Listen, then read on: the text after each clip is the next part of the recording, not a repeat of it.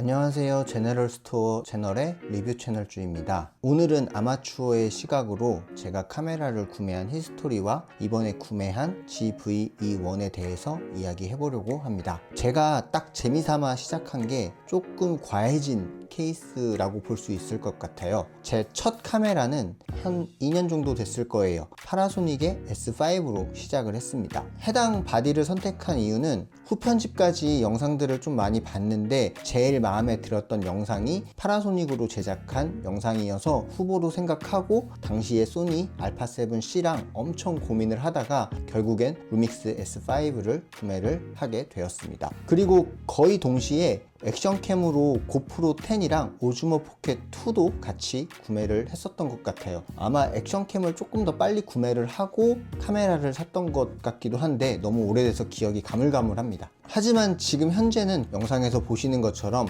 FX3랑 R5 그리고 α7C 바디랑 오늘 리뷰 주인공인 GV-E1 바디로 정착을 하고 사용하고 있는 중입니다. 일단 저는 30대 초반에 게임 업계 업무를 시작으로 현재는 뷰티 쪽에 브랜드 런칭에 관련된 일을 하고 있습니다. 지금도 선크림 제품을 만들고 있어서 조만간 화장품 컨텐츠도 올라가지 않을까 싶어요.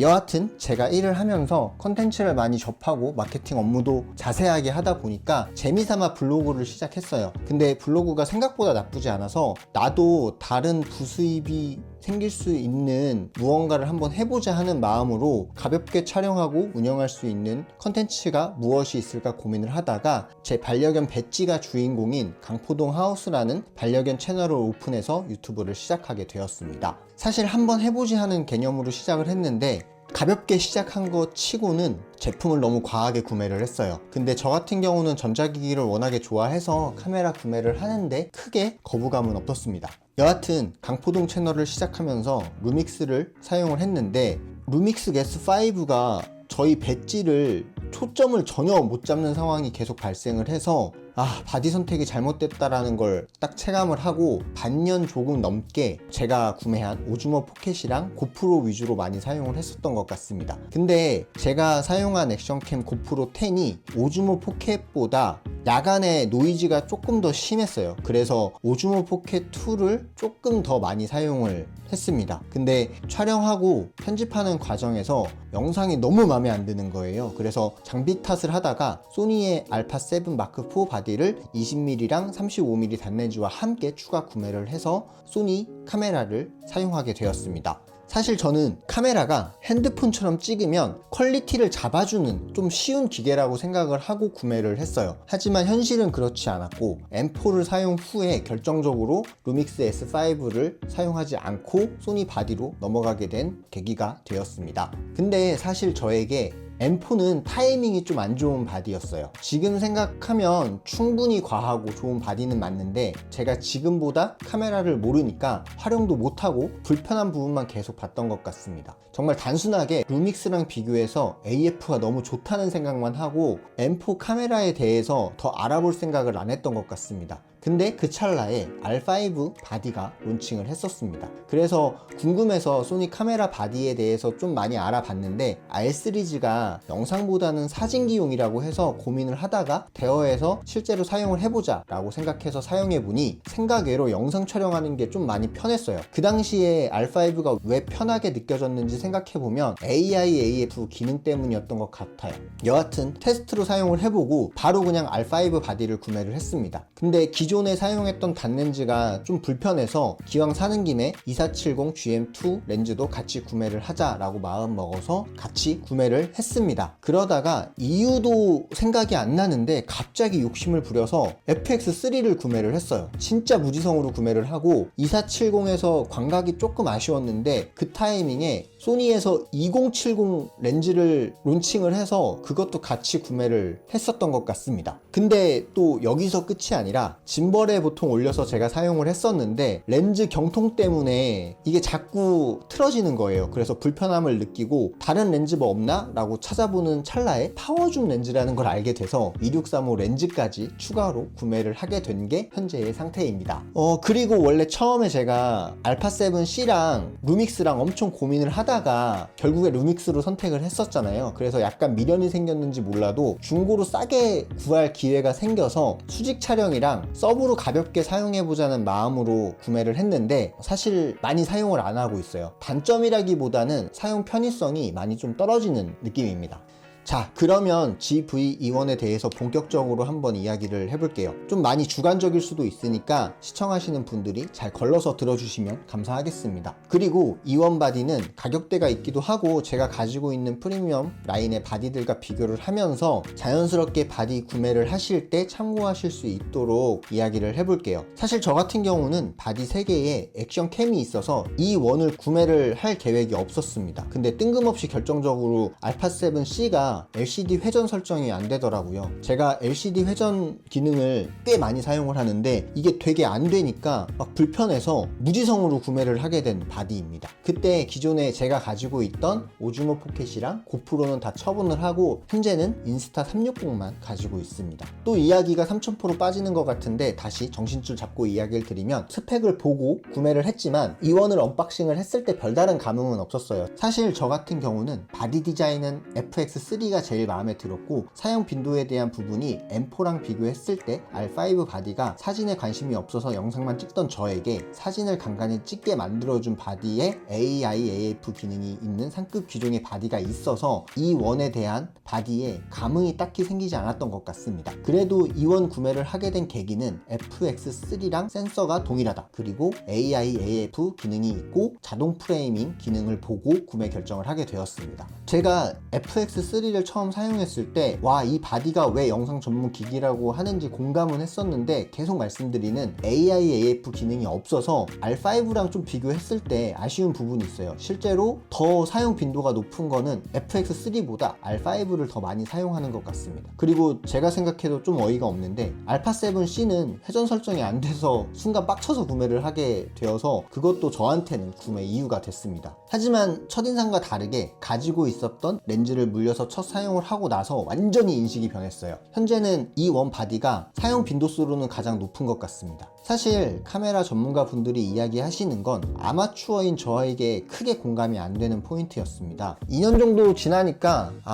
이제 왜 전문가들이 이런 부분들을 얘기를 했구나 라고 생각이 들긴 하는데 사실 지금까지 불편함을 느끼는 정도는 아니에요. 그냥 있으면 좋다 정도로 사용하고 있습니다. 아마 저도 마찬가지지만 바디를 처음 구매하려고 고민하시는 분들에게 전문가분들이 말씀해 주시는 리뷰가 완전 초보한테는 혼란을 주는 포인트가 방금 이야기 드렸던 부분이 아닐까라는 생각이 들어요. 제가 바로 그런 케이스였습니다. 사실 10피트, 422, 4K의 크롭, 듀얼 슬롯 막 이런 기능에 대한 내용들을 정말 많이 리뷰를 잘 해주시는데 처음 구매하는 사람들은 그 기능이 뭔지 몰라요. 저도 지금도 헷갈리고 좀 어려운데 처음 구매하시는 분들에게 이런 부분들은 크게 고려할 사항은 아닌 것 같다라는 생각이 지금도 들고 있습니다. 저도 2년째 지금 바디를 다 사용하고 있는데 딱 한 번 소스 날라간 거 빼고는 굳이 저런 내용들을 다 체크를 해서 구매를 해야겠다라는 생각이 아직도 안 듭니다. 사실 고급 기종을 사는 이유는 하드웨어적인 것도 있는데 소프트웨어적인 부분이라고 하는 게 맞을지 모르겠는데 카메라 바디에 있는 기능에 대한 실제 사용자의 편의성을 증대해주는 부분이 많은 것 같아요. 그리고 솔직히 제 현 기기 리스트업은 그냥 제 자기 만족으로 구매를 했던 부분입니다. 여하튼 E1 바디는 스펙도 무시 못하는 바디인데 그걸 제외하더라도 사용 빈도가 늘어난 가장 큰 이유는 카메라 바디의 사이즈입니다. 무게도 가볍고 사이즈도 작다 보니까 반려견과 외출이 많은 저한테는 이 부분이 정말 중요하게 작용을 했어요. 그리고 촬영하기 전에는 대충 비슷하게 나오겠지 하는 생각으로 했었는데 막상 그런 생각이 무색하게 왜 이게 더 좋지? 라는 생각이 들 정도로 소스가 되게 잘 나오는 바디입니다. 실제 카메라 영상 리뷰 많이 찾아보시면 다들 보셨겠지만 S로그3, 색보정 이런 거에 대해서 많이 이야기를 하시는데 E1의 인텔리전트 자동 촬영 모드로 가볍게 촬영했을 때는 색보정에 대해서 아직 잘 모르신다면 여기서 나오는 색감을 레퍼런스로 생각하고 해도 해도 되겠다 싶을 정도의 퀄리티로 나왔습니다. 딱 하나 아쉬운 건 R5랑 다르게 사진을 전혀 안 찍게 되었다는 점 정도예요. 그래서 저는 사진을 찍을 상황이 생길 수도 있겠다 싶을 때는 R5를 가지고 나가고요. 저 혼자 나갈 때는 E1을 가지고 나갑니다. 그리고 FX3는 제가 회사에서 행사를 가거나 전시회를 가거나 이럴 때 조금 더 있어 보이려고 약간 가져가서 사용하는 경향이 좀 있습니다. 그리고 걱정했던 LCD 터치 부분인데요.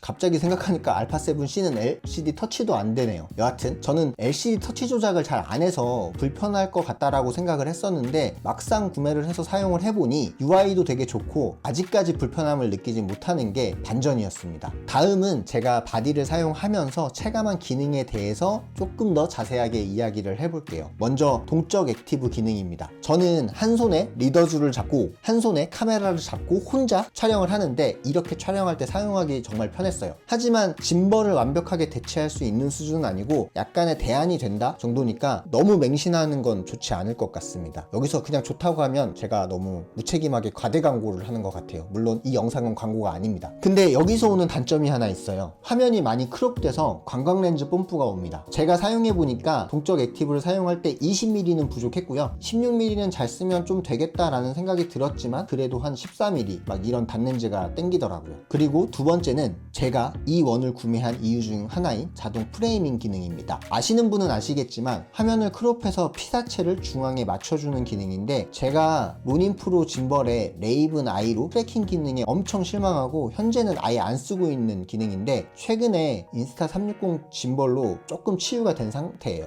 그래서 또 무지성으로 왠지 좋을 것 같다는 생각이 들어서 잔뜩 기대감을 안고 사용을 해봤는데 화면은 크롭되는데 손떨방은 전혀 반영이 되지 않는 느낌을 받았습니다. 대신 짐벌에 올려놓고 쓰면 제가 조금 피사체를 놓치더라도 가운데로 맞춰줘서 흔들림 없는 영상을 획득하기에는 정말 좋을 것 같다라는 생각이 들었습니다. 하지만 제가 짐벌 없이 사용하고 싶은 마음이 겹쳐서 그런지 약간 계륵 같은 기능이다 라는 느낌이 드는 상태입니다. 추가로 액티브 모드에서 움직이는 피사체를 더 안정적으로 촬영할 수 있게 도와주는 프레이밍 스테빌라이저라는 기능이 있는데 이 기능은 피사체를 최대한 앵글 안쪽으로 넣어주려는 시도가 화면에서도 보입니다. 근데 저는 아무래도 강아지를 혼자 찍다 보니까 크게 도움이 된다는 생각은 안 들었습니다. 다만 이 부분도 바디를 고정하고 앵글 내에서 사용을 하거나 강아지가 아니라 진짜 출연자, 사람 출연자와 충분히 협의 후에 사용한다면 꽤 좋은 품질의 소스를 촬영할 수 있겠다라는 생각이 들었습니다. 다음은 카메라의 다이얼에 대한 부분입니다. 카메라 다이얼이 다 똑같지 않나? 라고 생각하실 수 있어요. 근데 제가 처음 카메라를 볼 때 이건 뭐여 하면서 다이얼 다 똑같이 생겼다고 생각을 했었거든요. 근데 이게 조금 미묘하게 다릅니다. 여하튼 이 부분은 제가 FX3랑 R5 등의 일반적인 다이얼 키와 비교하면서 이야기를 해볼게요. 일단 제가 FX3를 사용하면서 제일 불편했던 건 전원 버튼이었어요. 일반적으로 전원 조작하는 버튼은 오른쪽 셔터 위에 온오프 회전형으로 되어 있는데 FX는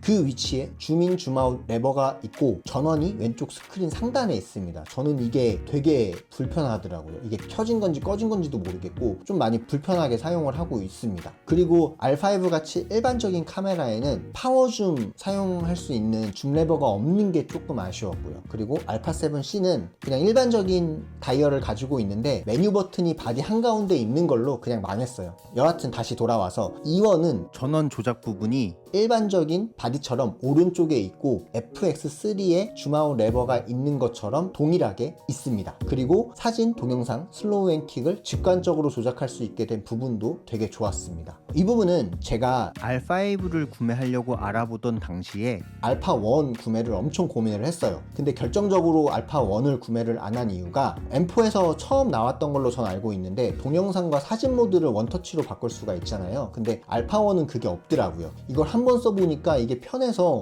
그거를 감수하고 이걸 안 쓰겠다는 도저히 못하겠더라고요. 뭐 그런 니즈를 가지고 있는 저였는데 단순히 직관적인 부분만 보면 묘하게 E1의 조작부가 다른 카메라보다 더 간편하고 편하다고 느꼈습니다. 그리고 바디 앞에 녹화 램프도 있는데요. 요거는 FX3에서 처음 경험을 했는데 이제는 조금 없으면 아쉬워요. 제가 보면서 찍을 때 혹은 뭐 다른 데다가 거치해놓고 찍을 때도 이 불 하나 있는 게 정말 사소한데 편합니다. 그리고 또 하나, 메뉴 버튼이 이 원은 오른쪽 상단에 있어요. 근데 다른 제품들은 왼쪽 상단에 있거든요. 근데 이게 오른손으로 다 조작을 하다 보니까 메뉴 버튼이 오른쪽 위에 있는 것도 저는 되게 편하다라고 느끼면서 사용하고 있는 부분입니다. 다만 조금 아쉬운 점도 하나 있어요. 커스텀 버튼이 딱 2개 정도만 더 있었으면 좋겠다라는 생각이 들었습니다. 저 같은 아마추어 입장에서도 약간 아쉽다라는 생각이 들면 분명히 불편하다고 느낄 확률이 높은 부분이라는 생각이 들어서 이거는 조금 단점이 아닌가라는 생각이 들었습니다. 근데 뭐 어쩌겠어요. 저는 펑션키랑 마이 메뉴에 등록해서 사용하는 방법으로 지금 이 바디를 잘 사용하고 있습니다. 자, 다음은 마이크 부분인데요. 저는 촬영하면서 거의 후시 녹음을 하기 때문에 마이크를 사용할 일이 거의 없습니다. 그래서 어설프게 리뷰 만들겠다고 내용을 추가하면 보시는 분들에게 잘못된 정보를 전달하게 될까봐 마이크 부분은 간단하게만 이야기를 해보겠습니다. 지금까지 이야기한 부분이 카메라, 오디오로 얘기를 한 거고 중간중간에 무선 마이크로도 얘기한 부분이 있습니다. 이건 저도 잘 구별이 안 돼요. 근데 지금 말하고 있는 마이크는 슈어 마이크로 동일한 효과를 주고 동일한 후보정을 한 상태입니다. 그래도 사족을 조금 달면 다른 GV 시리즈에서 마이크는 평이 좋았던 것 같습니다. 근데 이 V1은 여기서 업그레이드가 되었다고 하니 충분히 매력적인 마이크 기능을 가지고 있다라고 볼 수 있을 것 같아요. 그리고 제가 뭐 영상을 찍거나 할 때 다른 바디들과 같은 환경에서 같이 촬영을 하잖아요. 근데 막상 소스를 가져와서 소리를 들으면, 물론 다 음소거를 시키긴 하지만 들으면 수음된 소리가 조금 뭔가 다른데 하는 느낌이 들긴 했어요. 근데 내가 이거를 뭐 써야지 라는 부분은 아직은 저는 없습니다. 나중에 지금 들으시는 것처럼 제가 메인으로 사용하고 있는 마이크 음질을 보완할 수 있는 방법을 제가 찾으면 쓰지 않을까라는 생각도 하고 있습니다. 마지막은 노이즈에 대한 부분을 이야기를 해보도록 하겠습니다. 제가 퇴근을 하고 저녁에 배지랑 산책을 나가면서 영상을 찍는 상황이 많아서 되게 중요한 부분이었었는데, 노이즈가 정말 심하게 촬영이 되면 제가 설정을 잘못 건드렸거나 주변 환경이 정말 어두워서 안 찍히는 환경에서만 신경 쓰일 정도의 노이즈를 확인할 수 있었습니다. 저는 솔직히 말하면 아직도 iOS 설정이 힘들어요. 근데 굳이 조금 테스트를 해본 걸 말씀을 드리면 800에서 4000까지는 크게 거슬리는 노이즈는 없었고요. 5000에서 1만대 iOS 구간에서는 좀 거슬리는 노이즈가 보였습니다. 그리고 12800으로 넘어가는 순간 노이즈가 갑자기 확 줄어들었다는 느낌을 받았습니다. 근데 공식적으로 듀얼 iOS는 아니라고 해요. 근데 저는 그렇게 느꼈습니다. 결론은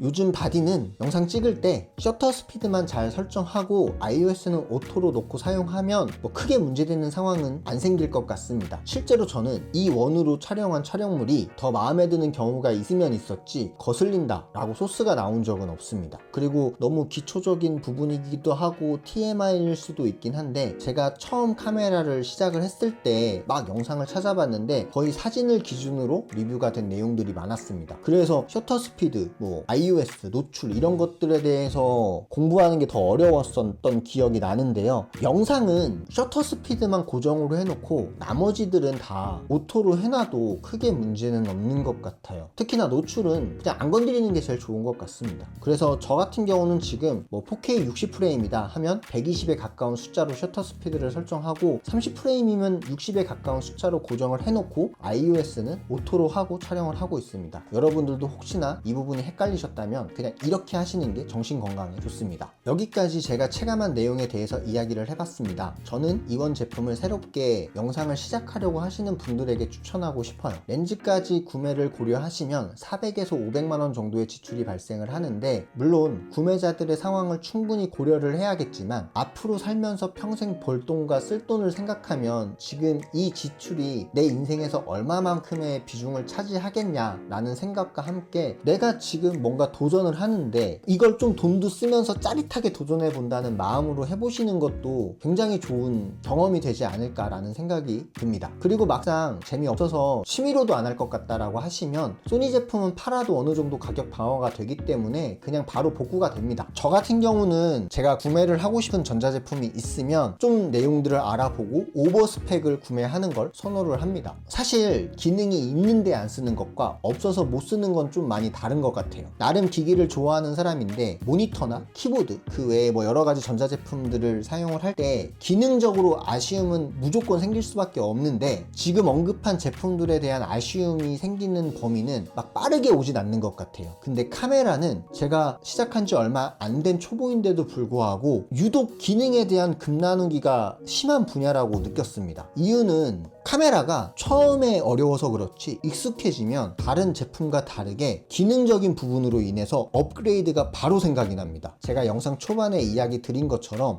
이게 안 되네? 이게 되네? 이건 뭐지? 라는 궁금증이 계속 생기면서 상위 귀종에 끼웃거리게 되더라고요. 그래서 제가 초보의 눈높이로 GV-E1 바디를 추천을 드리는 이유입니다. 사실 많은 정보를 보셨을 거예요. 미니 HDMI라든지 메모리 슬롯이 하나라서 안정성이 떨어진다든지 뭐 이런 여러 가지 이야기가 있는데, 사실 처음 카메라 바디를 구매를 하실 때는 이 부분은 중요도가 높지 않다고 생각해요. 바디를 구매하자마자 외장 모니터를 바로 사고 메모리 카드도 엄청 좋은 거 사고 이런 사람들은 많지 않을 거다라고 생각을 하거든요. 물론 돈이 많아서 난 괜찮아 하면 그냥 이런 리뷰 영상도 안 보고 그냥 제일 좋은 거 사시겠죠. 그럼 특수한 경우는 제외하고 바디랑 렌즈 하나만 가지고 처음에는 몰라서 못 쓰는 기능이 있었는데 그냥 쓰다 보니까 이런 기능이 필요해 할 때 업그레이드 하지 않고 양파처럼 기능이 계속 꾸준히 나올 수 있는 바디가 GV-E1이라고 생각을 합니다. 저 같은 경우는 다른 프리미엄 바디보다 이 바디가 사실 더 쓰기가 쉽다라는 느낌도 들긴 해요. 물론 제품을 구매하는 건 시청하시는 분들의 결정이니까 그냥 이렇게 생각하는 사람도 있구나 라고 생각해 주시면 감사할 것 같습니다. 네, 여기까지 제가 카메라 리뷰에 대해서 이야기를 해봤는데요. 최대한 자연스럽게 GV-E1 말고도 FX3 그리고 R5, α7C에 대한 이야기도 해봤는데, 현재는 저는 α7C 구매하는 걸 추천드리고 싶진 않습니다. 그리고 저처럼 욕심이 많아서 프리미엄급 바디를 구매 결정하시는데 도움이 되면 좋겠습니다. 그럼 여기서 영상은 마무리하고요. 제가 최대한 설명한다고 설명을 했는데 궁금하신 부분이나 물어보실 부분이 있으면 댓글을 주시면 주관적인 답변이 될 수 있지만 최대한 객관적으로 답변을 드리도록 하겠습니다. 그럼 오늘도 영상 시청해주셔서 감사합니다.